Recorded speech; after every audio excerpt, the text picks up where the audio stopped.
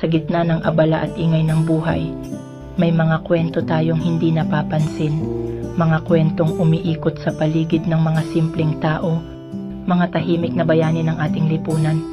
Sila ang mga hindi nakikita sa mga entablado, ngunit ang kanilang mga sakripisyo ay nagdadala ng tunay na halaga sa ating mundong puno ng pagkasigasig.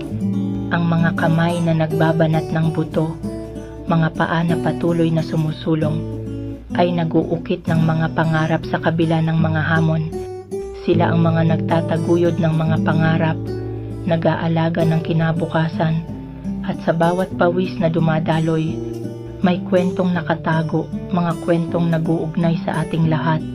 Tara't pahalagahan natin ang mga ordinaryong tao na hindi humihingi ng parangal, kundi ang simpleng ginhawa at ngiti ng mga taong kanilang iniibig. Sa kanilang mga tahimik na hakbang, matutunghayan natin ang tunay na lakas ng isang bayani.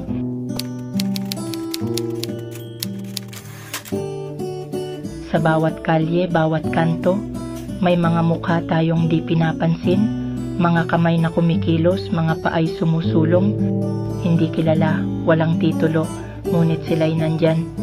Tahimik, simpleng nag-aambag sa lipunan.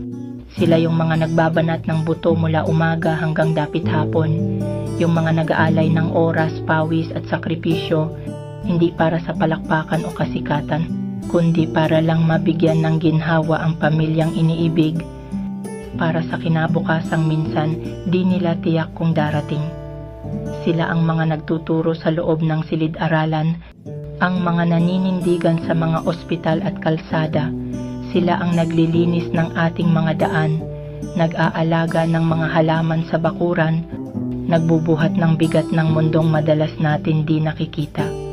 Kahit di sila nakikita sa telebisyon o di nila hawak ang mikropono ng tanghalan, ang kanilang mga kilos, tahimik man o di napapansin, ay nagbibigay buhay sa ating komunidad.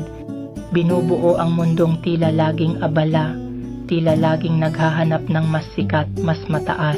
Ngunit sila ang mga bayani ng kanilang mga pamilya, ng mga bata na pinapaaral, ng mga magulang na inaalagaan. Sila ang mga bayani ng araw-araw nating buhay, dahil sa bawat galaw nila, sa bawat sakripisyong kanilang tinatanggap, naroon ang tibay ng kanilang loob, ang tapang ng kanilang puso.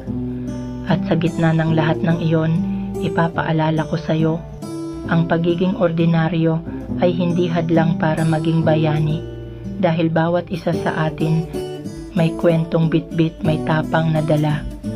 At sa mga tahimik na hakbang natin, doon natin makikita ang tunay na lakas ng isang bayani na hindi naghahanap ng parangal, kundi nagsisilbing liwanag sa dilim ng mundong ito.